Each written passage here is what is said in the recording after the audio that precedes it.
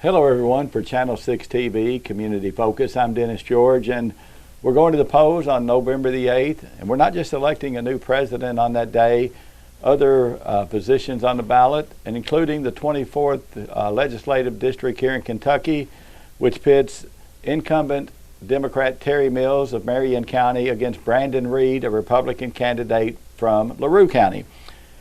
We have similar questions that we're asking both candidates, and then I will follow up with other questions based on some of their answers, and as the conversation progresses, we'll get into other issues. With us today, Democrat Terry Mills, and Terry, welcome. Thank you, Dennis. Good to be here. Thank you, and I guess first of all, Terry, even though you're local, introduce yourself and tell the people in our community who you are and a little bit about yourself. Sure. I'm Terry Mills. Grew up in St. Mary, a little community in Marion County, one of 12 children. St. Charles High School, Western Kentucky University, 1973 graduate, business administration degree. Had a career with the Social Security Administration for 35 years, where I raised my children and got eligible to retire. And after I retired a couple of years, Dennis, I decided, after a lot of careful and prayerful thought, to try to become our state representative. And filed to run, having no experience in politics. Nobody recruited me. I'm proud of that. I made the decision on my own, and never believing that I'd be elected. And one thing led to another, and here I am 6 elections later, representing Marion, Greene, and LaRue County, and very proud to do that. Okay, and I guess as we talk about it, Terry, what differentiates you from your opponent going into this race? If you had to say, this is why you should vote for Terry Mills, can you kind of expound on that a little bit? Yeah, probably. If I had to say that, I haven't. You know, I focus mostly on what I do, and not that much on what the opponent does. But obviously, there's an age difference, and I think there's a difference in experience. I'm 66. I believe he's mid-30s. He believes in pretty much the Republican Party line, and after weighing all my philosophies and my beliefs, I'm more in line, don't agree with everything, but I'm more in line with the Democratic Party. So therefore he's running as a Republican, I'm running as a Democrat. I believe service is upmost. I believe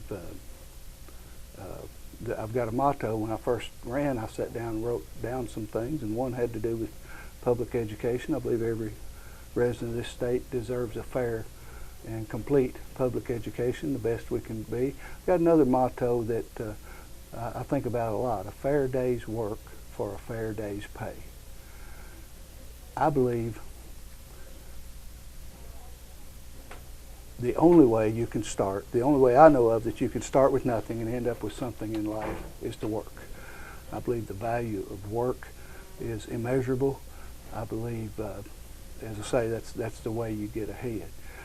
I believe in giving an employer a hard day's work, trying to achieve the objectives of the employer, but I also believe in a fair day's pay. And unfortunately, the way I see it, wages are stagnant. It's the most common term used, and we can't haven't been able to raise the minimum wage. So I'm interested in strengthening the middle class. I believe when wages are better, the economy's better. Why? Because when people make better wages, they spend the money. They buy homes, cars, appliances, eat out, and do all the things that you do when you have money. So I'm not going to speak to my opponent's beliefs on that, but I do believe I stand up for working people, working families. My background is in Social Security, where I've looked across the desk for 35 years at people in need. So I'm probably a little more open to helping those who need help than some of the other candidates, and a little more sympathetic because I've seen it, and because of my background, the way I grew up and so forth. All right. what are the major issues, in your opinion, that will face the 2017 Kentucky General Assembly? Well, I've said many times that I believe the biggest, we got several problems, but the biggest single problem in Kentucky is this drug crisis. It's an epidemic. It's killing our people. It's filling our jails. It's costing us medical care. So we've got to keep, can we win that war? I don't know, but we can't give up. I think as Christians who want our fellow citizens to lead the best life possible, we have to keep working on that. All right. Pension reform seems to be brought up quite frequently. Are you comfortable that the changes that have been made in the last couple of sessions will ultimately get the pension system back, or do you think that will be another issue coming up? I won't be comfortable until our pension system is back. However, a reasonable approach falls in line with what we did during the last legislative session, and that's simply inject a lot of money into it and keep doing that over a period of time. And we're going to have to look at our structural changes. Maybe add a year or two to length of service required to retire. We're going to have to take a look at all that, but the most important thing is to keep the focus on it in future legislative sessions as we did this past session. I don't believe we need to how would I best say this, we don't need to stop the rest of government to fix the pension system. Mm-hmm. That's not a prudent thing to do. That's not a reasonable thing to do. So although it's extremely important, I tell, and I believe this from the bottom of my heart, I tell teachers and retirees when I talk to state employees, you're going to get your retirement. You're going to get what we promised to you. Any changes we make would have to be for those who are hired new. So that we make the promise to them, we keep the promise to them. We make the promise to our people who are in the system now, then we're obligated. I firmly believe that. And okay. I could not support anything else. All right, Terry, it's been said that sometimes Democratic control of the House for around 100 years, that maybe things are always the same in Frankfort and that flip the House, and that if Republicans were in control of both the House and the Senate, and now even the governor's mansion, that things would go in a different direction. How would you defend someone who says that to you as a Democratic representative? They would go in a different direction. It would be in a worse direction. And we've had Republican governors, and we've had Democratic control of the Senate in the past.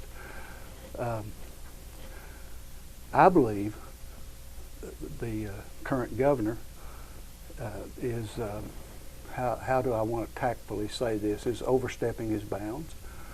There's no other way for me to say it. It's like he's going through the Capitol, exerting influence and power, and cutting things without thinking them through. And I'm all for cuts if they're needed. I'm all for decreasing regulations if they're needed, but we've got to think it through. When, I talked about wages. When one of the first things this governor did was issue an executive order to take the lowest paid jobs in our state and reduce them by 30%. Now think about that. That doesn't send a good signal to people who go to work every day. And so obviously there are some differences.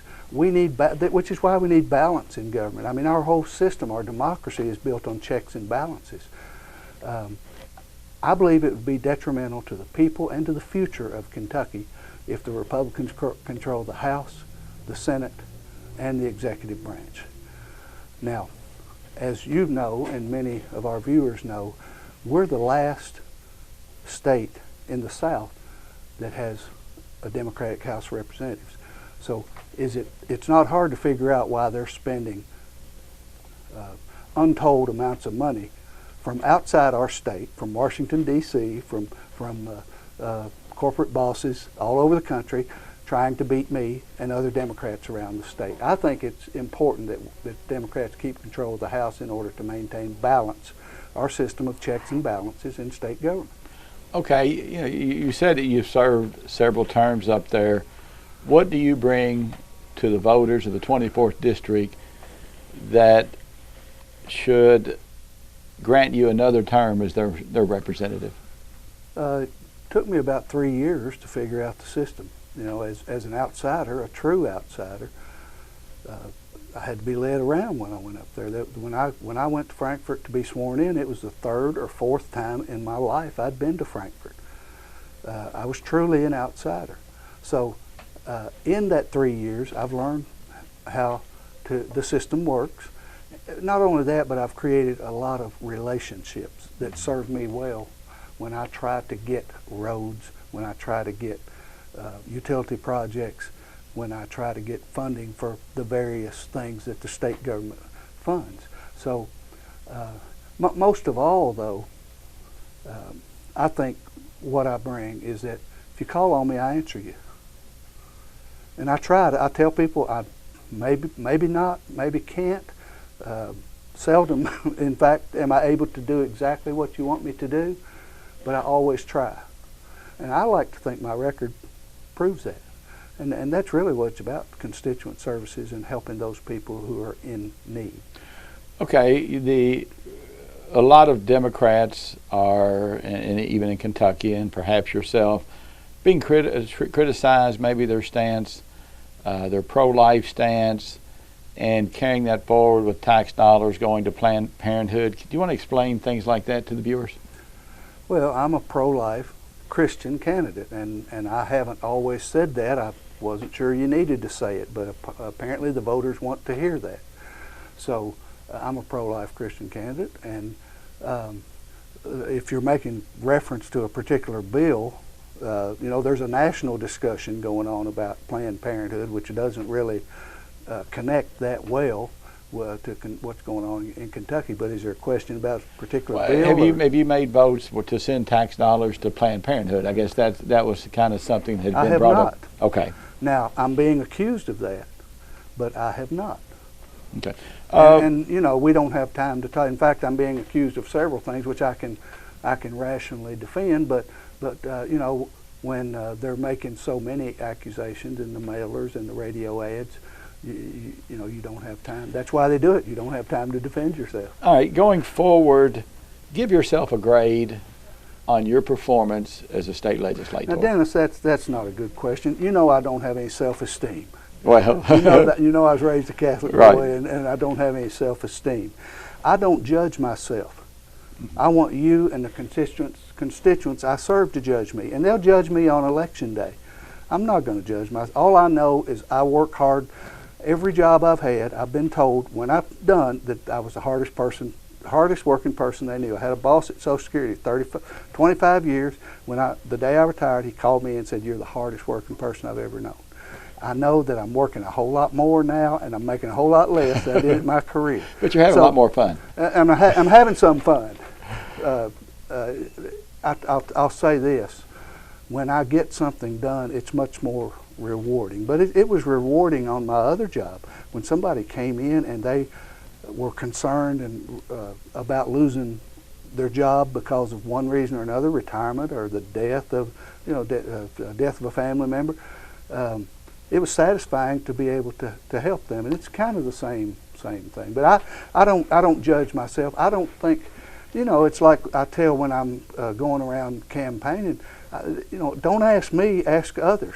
A good candidate probably won't say anything bad about himself, but I don't, I do a lot of praying in church about it, and I'll let God judge me and the people that I serve. As you've traveled through the 24th Legislative District, Marion and Greene and LaRue counties, what are the issues that people bring up to you that they want you to focus on or they want an answer to? We are an extremely conservative district. Mm-hmm. And I hear a lot about being pro-life and being Christian, and that's what I am. There can, you can say anything about somebody, but I know what I am, and I know who I am, and I know what I represent. I'm a conservative Democrat, and I'd like to think I represent the people of this district. And it'll vary a little bit from county to county, but from rural to our small cities will vary a little bit. But that's one of the and I'm hearing a lot about the presidential election, and I don't talk about that.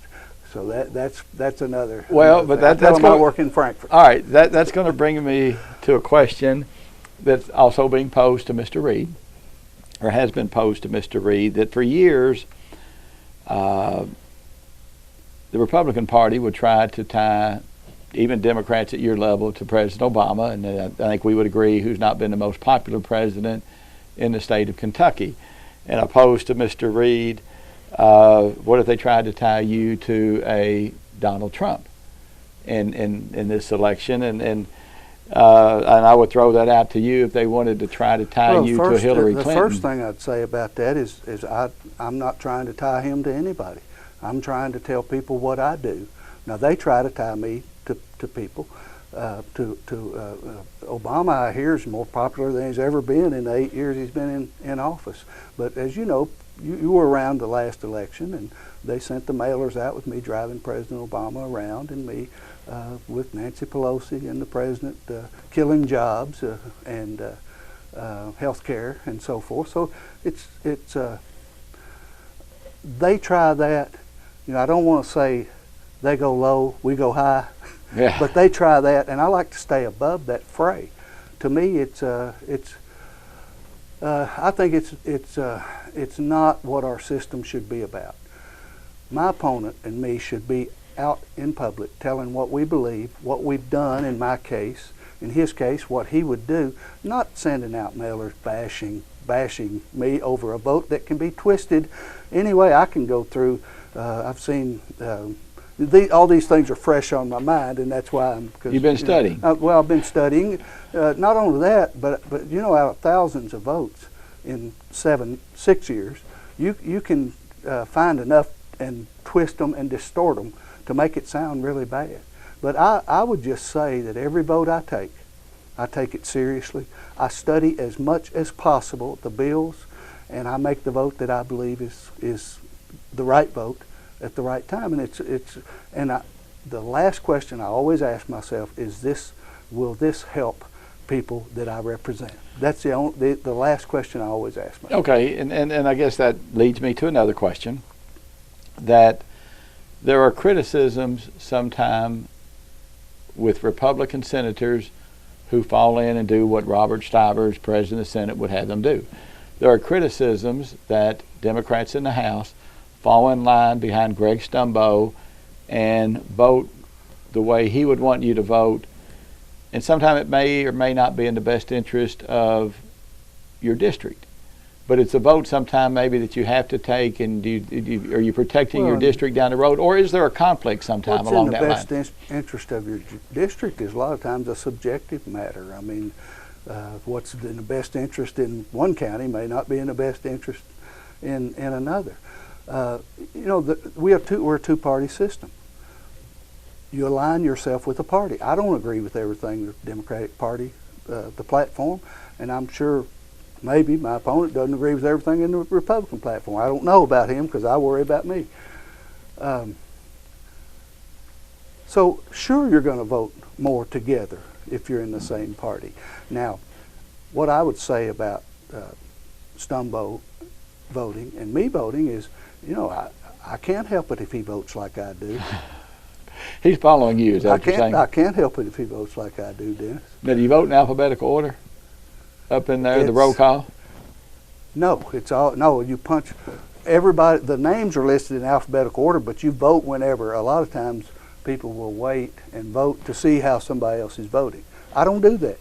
You cast yours. I cast my vote, and I take pride in casting votes. I maybe have missed a vote or two in 7 years. I don't know, but a lot of people, when it's politically dangerous in their view, they don't cast a vote. I don't like that. All right, Terry, in closing, what would be your last message to the voters in Marion County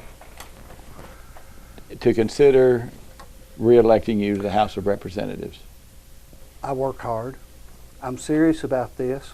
I've been doing it 6 years. If that's a career, then that's probably the shortest career I've ever known. I want to point out that my opponent actually ran for this office before I ever decided to file. So if you want to get into length of time in politics, well, we can go there. but I work hard, I'm responsive, I'm thoughtful, and I don't even feel good saying this about myself because I don't have a lot of self-esteem, but it's the truth. I believe I'm the best candidate. I think today what we need more than anything in government and maybe in the world is what I call voices of reason. We've got so many people who have extreme views that we can't compromise. We can't get along. When you can't get along and don't compromise, then nothing gets done, and that too often is what happens. So I want to be a voice of reason. I want to be your state representative. I will work as hard as I know how to do it, and I truly believe I'm in this for the public service. And so I would just be very grateful if you'd come out to the polls, vote, and elect me to continue to represent you in Frankfort. All right. Terry, we appreciate you coming in. Appreciate the time as always. And I know it's been a lot of hard work, but appreciate you taking the time to come in and work to speak to us today. My pleasure, Dennis. I appreciate the opportunity. I really do. We need to do more of this to let our constituents know how we feel. Okay. Again, that's the 24th District Legislative race. Democrat Terry Mills, Republican Brandon Reed. For Channel 6 TV Community Focus, I'm Dennis George.